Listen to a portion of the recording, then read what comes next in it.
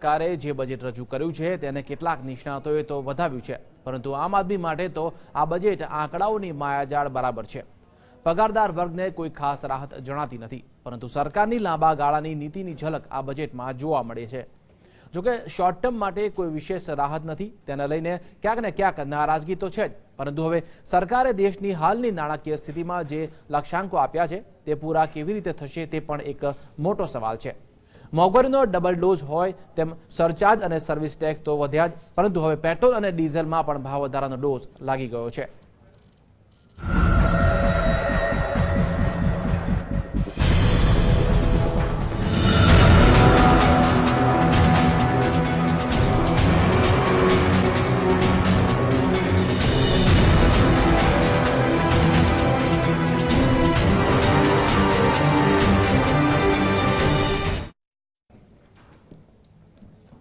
તો આ સમગ્ર મુદ્દે ચર્ચા કરવા આપણે જીએસટીવીમાં સ્ટુડિયોમાં મહાનુભાવો ઉપસ્થિત છે। રાકેશ શાહ ગુજરાત ચેમ્બર ઓફ કોમર્સના પ્રમુખ છે, સુનિલભાઈ ઓઝા ભાજપના નેતા, બીરેનભાઈ વકીલ કોમ્યુનિટી એક્સપર્ટ છે, બિપિનભાઈ પટેલ ઉદ્યોગકાર છે અને રાજુભાઈ વસ્તુપાલ પણ છે। આ તમામ જોડે ચર્ચાનો દોર આપણે આગળ યથાવત રાખીશું। બિપિન કાકા, તમને સૌપ્રથમ પૂછવા માંગીશ, કેવું લાગ્યું આ બજેટ? ઉદ્યોગોને લગતું ફોકસ છે કે કેમ? નાના ઉદ્યોગકારો, સ્મોલ સ્કેલ ઇન્ડસ્ટ્રી અને એ તમામ રીતે જોવા જઈએ તો કેવું છે બજેટ? તમારા ઉદ્યોગોને પુશઅપ મળે એ પ્રકારનું બજેટમાં કંઈ છે ખરું?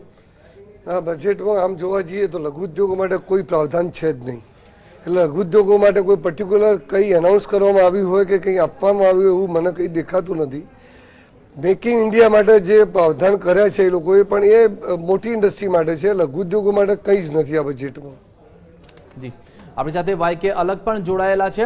વાયકે અલગ એક્સપર્ટ છે અને સારા એવા જાણકાર છે બજેટ બાબતો અને આર્થિક બાબતોના। અલગ સાહેબ, તમને પૂછવા માંગી છે, તમને કેવું લાગ્યું આ બજેટ? આમ આદમીને સ્પર્શે એવું બજેટ છે કે ફક્ત લિમિટેડ લોકોને કે લિમિટેડ ક્લાસને સ્પર્શતું બજેટ છે આ?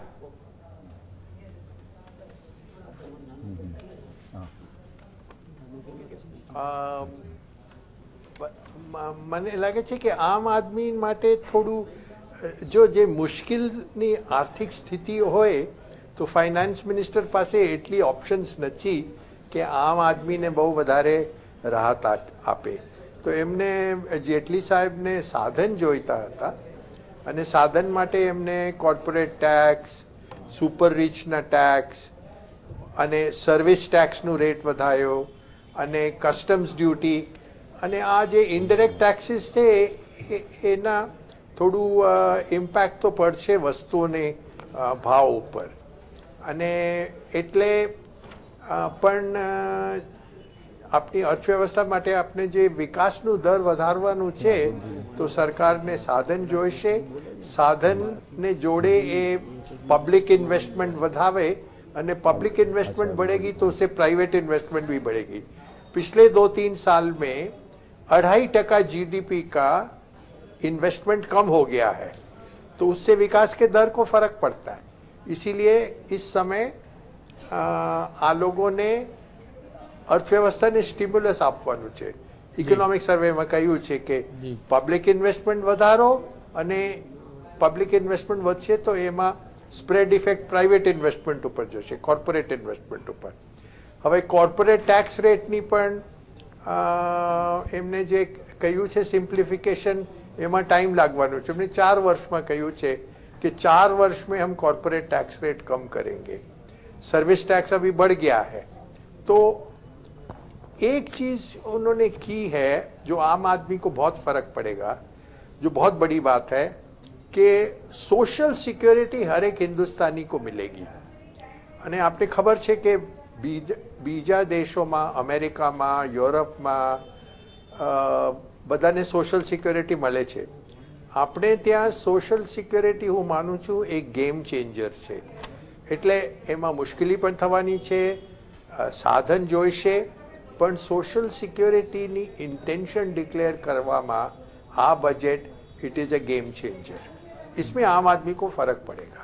जी, अलग साहब, महत्वनी बात खेती क्षेत्रनी करिए, खेडूतोनी करिए, तो खेती क्षेत्र માટે આ બજેટમાં શું છે? ખેડૂતોને કંઈ મળ્યું છે કે કેમ?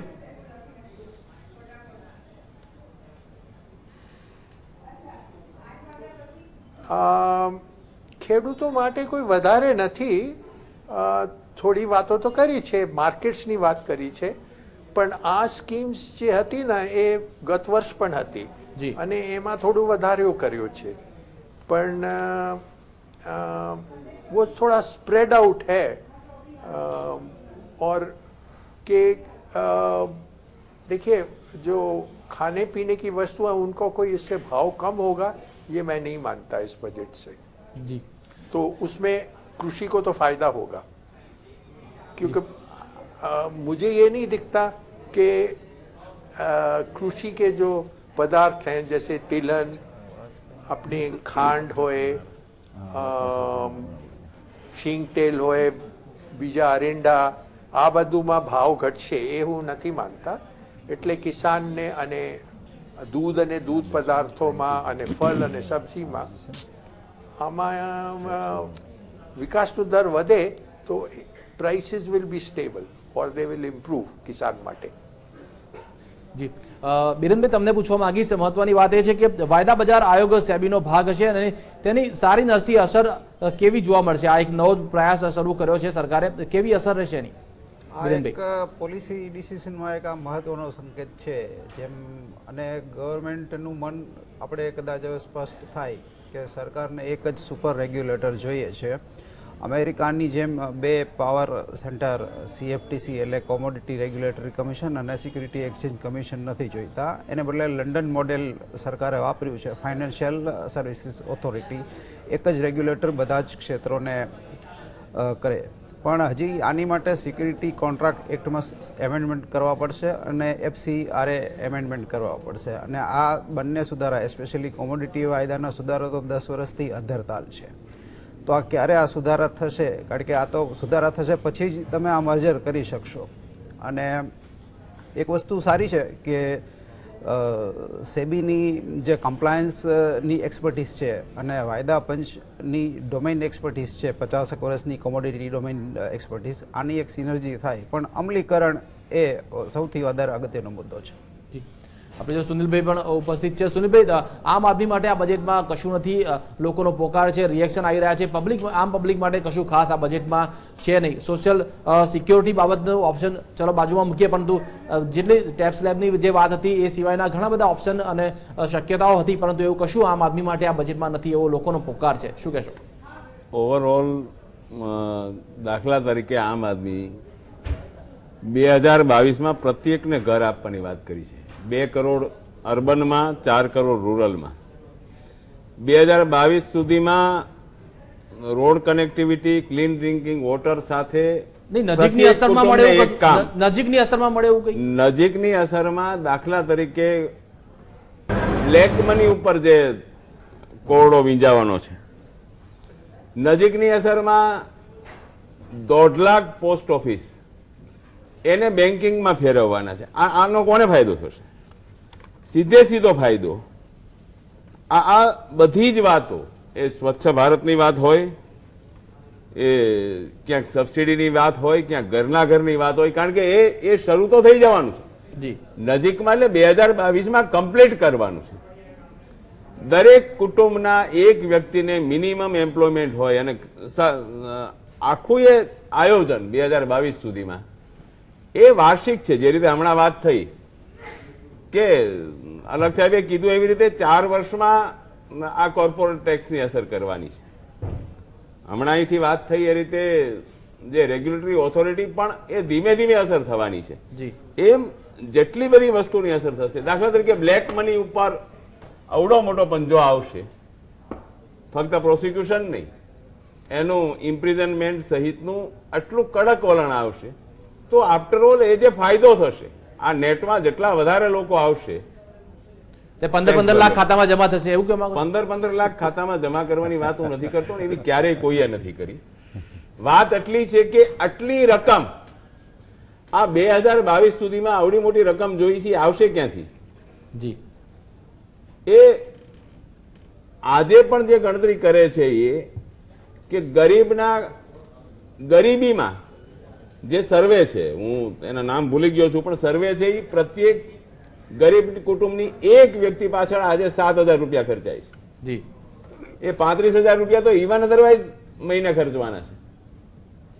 5 વ્યક્તિના એક કુટુંબમાં, જી તો એ જે ખર્ચાવાના છે એ આંકડા સાથે એ 5 લાખ 10 લાખ 15 લાખની વાત નથી, પણ ઘરનું ઘર કેવી રીતે થવાનું છે, એને એમ્પ્લોયમેન્ટ કેવી રીતે મળવાનું છે, એને ચોખ્ખું પીવાનું પાણી કેવી રીતે મળવાનું છે, ત્યાં સ્વચ્છતા કેવી રીતે રહેવાની છે, એ પ્રત્યેક વ્યક્તિ પાછળ, પ્રત્યેક કુટુંબ પાછળ આ દેશના એની પાછળ ખર્ચ થશે ત્યારે જે વસ્તુ થવાની છે.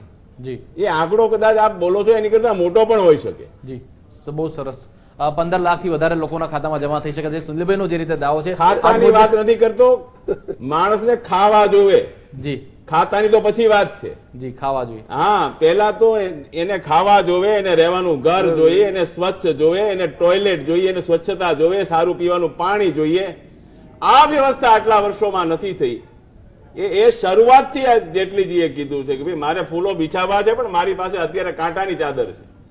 એમાંથી બહાર નીકળવાનો આ જે પ્રયત્ન છે, અને એટલે જ આ ઇમ્પ્રિઝનમેન્ટ થી માંડીને કદાચ આપે જો સાંભળ્યું હોય તો આખી વાત સ્વિસ બેંકમાં કેવી રીતે એના કયા પ્રોવિઝન થી એને એકાઉન્ટ મળવાના છે, કેવી રીતે અહીંથી બહાર હવે પૈસો પણ જેટલી જેને ફૂલો ખીલવા છે પ્રજા માટે, પરંતુ એ ફૂલો ખીલવા માટેનું ખાતર અત્યારે નાખવાનો પ્રયાસ થઈ રહ્યો છે, કહી રહ્યા છે સુનિલભાઈ. અને આ જ મુદ્દે અને આવા અનેક મુદ્દે ચર્ચાનો દોર આપણે આગળ યથાવત રાખીશું. સમય થયો છે એક બ્રેકનો, લઈએ એક બ્રેક.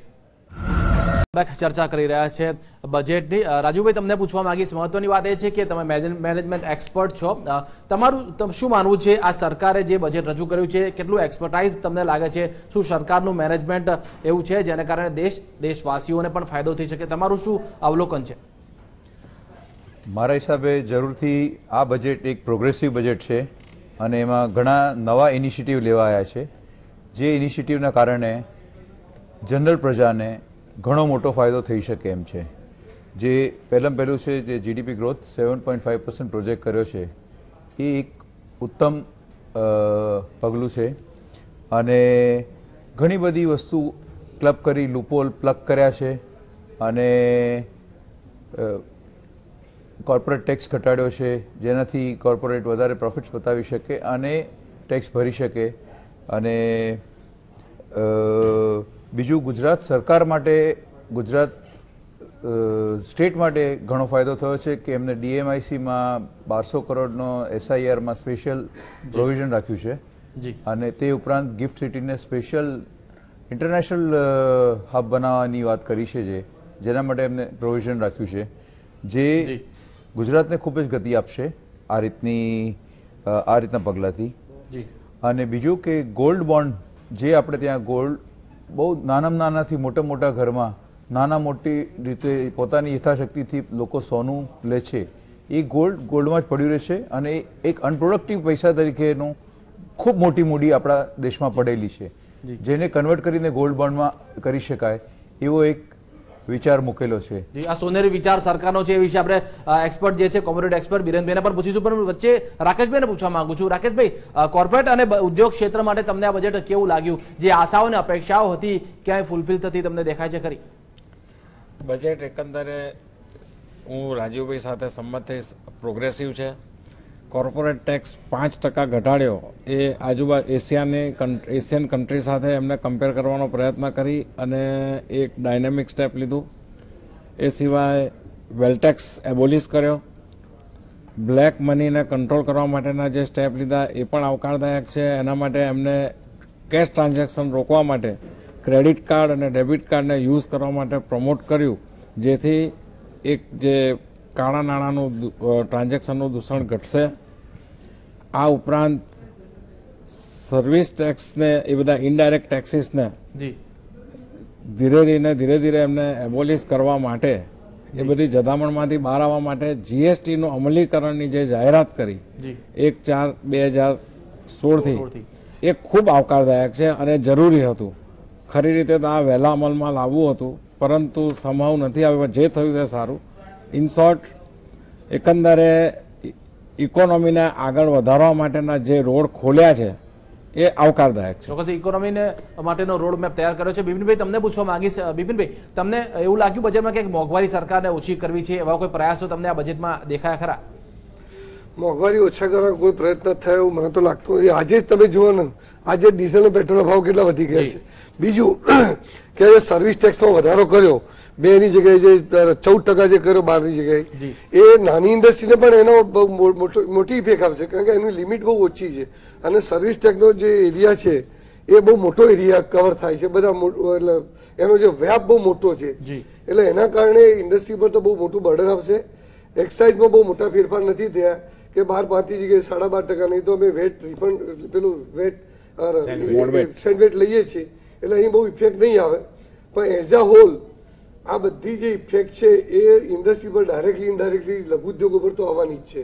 અને લઘુ ઉદ્યોગો માટે કોઈ સારું એ લોકોએ કંઈક કર્યું હોય, એના માટે કોઈ મોટું ફંડ એલોકેશન કર્યું હોય એવું મને આ બજેટમાં લાગતું નથી.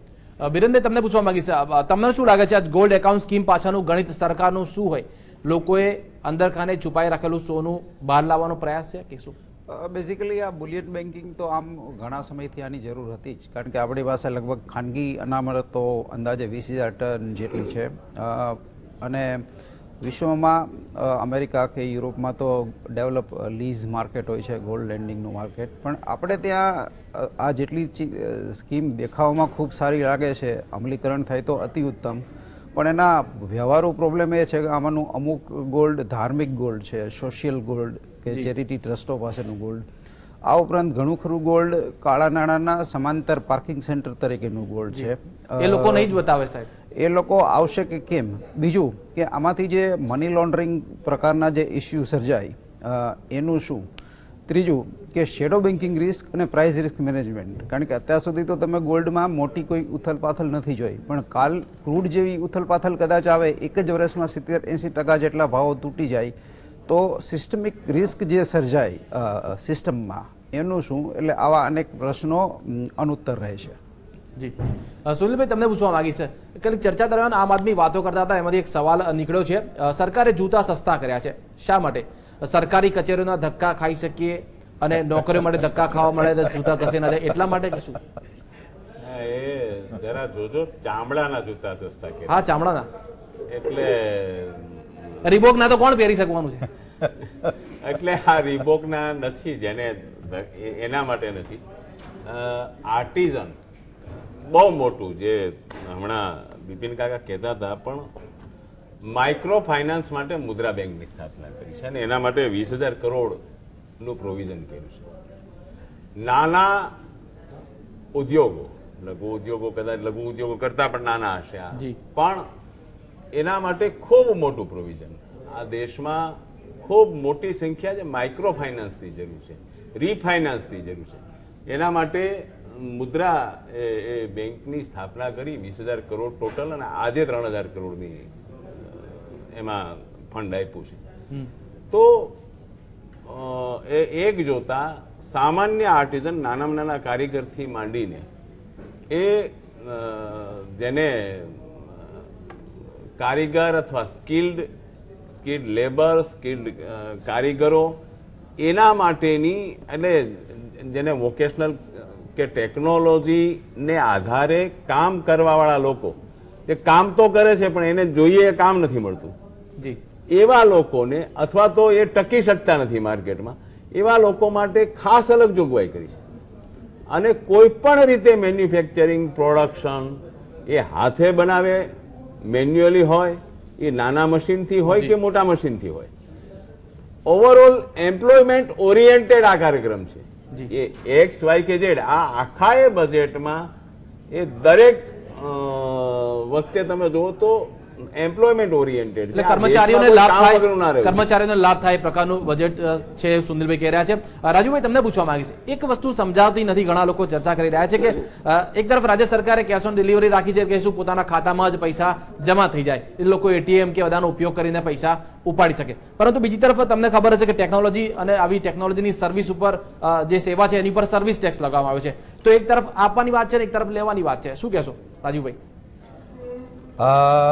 સર્વિસ ટેક્સ તો એક જ્યારે પહેલાં ઇન્ટ્રોડ્યુસ કર્યો તો આગલી સરકારે, ત્યારથી જ એ લોડ બધા જ બિઝનેસ હાઉસો અને દરેક પ્રોફેશનલને પડતો હતો અને ધીરે ધીરે વધતો ગયો છે અને એનો એરિયા બી બહુ વધાર્યો છે. એટલે સર્વિસ ટેક્સ એક ખૂંચતો ટેક્સ તો છે જ એ હું ચોક્કસ કહું તમને. એટલે ગરીબો એટીએમ વાપરશે એમાં બી એ સેવાનો બી એમને ટેક્સ ચૂકવવો પડશે, એનો મતલબ એ થયો ને. સુનિલભાઈ તમે શું કહેશો? ના એના માટે સર્વિસ ટેક્સ નથી. કેમ એટીએમ ને બધી જે સેવાઓ છે એના માટે સર્વિસ ટેક્સ લેવો પડશે? ના એ બેંકને ચૂકવવો પડે તો બેંક ચૂકવે. આ ગરીબો સાથે એને શું લેવા દેવા છે? ગરીબો એટીએમ માંથી 10,000 જનધન યોજના હેઠળ ખાતા ખોલ્યા પછી જનધન યોજના જે ખાતા ખોલ્યા એને તો આજે એનો લાભ મળવાનો શરૂ થઈ ગયો. સાચી 11.5 કરોડ એલપીજી ના ગ્રાહકોને આપવાનું શરૂ થઈ ગયું. સાહેબ સંમત છે તમારી વાતથી, મને ના નથી, પણ એટીએમ નો બધાનો યુઝ કરશે એનો સેવાનો લાભ બી એ લોકોને મળશે ને. એ જનધનની સાથે સાથે આ 12 રૂપિયામાં મહિને 1 રૂપિયામાં 2 લાખ રૂપિયાનો વીમો કવર થશે, એક્સિડન્ટ વીમો. જી જનધન આધાર અને મોબાઈલ એના આધાર ઉપર, એટલે નાના લોકો ઉપર સર્વિસ ટેક્સ કેવી રીતે આવશે? એ સર્વિસ આપવા વાળા ઉપર આવે છે, એના ઉપર નથી. જી ચોક્કસ, કઈ વાંધો નહીં. બિરેનભાઈ તમને પૂછવા માંગુ છું, સોનાની દાણચોરી ઘટશે ખરું? જે રીતે એવા કોઈ પ્રયાસ થયા છે આ બજેટમાં કે સોનાની દાણચોરી છેલ્લા ઘણા સમયથી વધી રહી છે, સતત વધી રહી છે? એરપોર્ટ પર રોજ અઠવાડિયામાં 3-4 વાર સમાચાર આવે છે કે આટલા ટન સોનું પકડાયું, આટલા કિલો સોનું પકડાયું. પરંતુ તમને શું લાગે છે આ બજેટમાં એવી કોઈ જોગવાઈઓ છે જેથી સોનાની દાણચોરી ઘટી શકે? મેં સમગ્ર રીતે જોયું ને તો આ બજેટમાં મેક્રો ઇકોનોમિક વિઝન ઉપર વધારે ફોકસ છે અને એની ઉપર જ હોવું જોઈતું હતું. કારણ કે શરૂઆતનું પ્રથમ જ બજેટ છે, એટલે જો બોલ્ડ બજેટ રજૂ કરવું હોય તો આ પહેલો મોકો છે. અને એટલે માઇક્રો બાબતો જેને આપણે કહીએ, કોમોડિટી, સીટીટી કે સોનાની ઇમ્પોર્ટ ડ્યુટી કે કોઈ પણ નાની બાબતોને બહુ લક્ષમાં લેવામાં આવી નથી. પણ જો ચેક એન્ડ બેલેન્સીસ આવે, હવે તો ઇલેક્ટ્રોનિક સર્વેલન્સ પણ એરપોર્ટ ઉપર ઘણા સ્ટ્રોંગ થઈ ગયા છે. અને સાગરકાંઠામાં કે એમાં પણ જો સર્વેલન્સ સ્ટ્રોંગ થઈ ગયા હોય તો હું એવું માનું છું કે ઇફેક્ટિવ રેગ્યુલેટરી મિકેનિઝમ હોય તો દાણચોરીની બહુ ચિંતા કરવા જેવું નથી. જી સમયનો અભાવ છે. બિપિનભાઈ તમને પૂછવા માંગીશ, ત્રણનો ટૂંકમાં જવાબ આપવા કહીશ તમને કે આ બજેટને જો 10 માંથી માર્ક આપવાના હોય તો તમે કેટલા માર્ક્સ આપશો? બિપિનભાઈ હું 10 માંથી 7 માર્ક્સ આપું. રાકેશભાઈ હું 10 માંથી 9 માર્ક આપીશ. રાજુભાઈ 10 માંથી 8 માર્ક આપીશ. સુનિલભાઈ 11. બિરેનભાઈ હું 10 માંથી 7.5 માર્ક આપું. તો માર્કિંગમાં થોડો ઘણો ફરક છે, પરંતુ ઓવરઓલ બજેટ સારું હોવાની ચર્ચા થઈ, સાથે સાથે કેટલાક લોકોની માંગો નથી સંતોષાય એ પણ રહેલું છે. ક્યાંક ખૂટી ગયું છે, ક્યાંક છૂટી ગયું છે. આ સમગ્ર બાબત બજેટમાં ડિટેલમાં જવામાં આવશે ત્યારે એક્ઝેક્ટ ખબર પડશે કે કોને શું મળ્યું છે અને કોને શું ગુમાવ્યું છે, કોણે પાછલા માળે સરકારે પાછલા બારણે શું લીધું છે અને બારીમાંથી શું આપ્યું છે. આ તમામ વસ્તુ ક્યારે ખબર પડશે? જ્યારે બજેટનું એક્ઝેક્ટ પોસ્ટમોર્ટમ આપણે કરીશું. આ તમામ ચર્ચામાં આપ તમામ લોકો જે જોડાયા એ બદલ આપનો ખૂબ ખૂબ આભાર. Thank you. તો આ હતી અમારી વિશેષ રજૂઆત. વધુ સમાચાર માટે જોતા રહો GSTV. નમસ્કાર.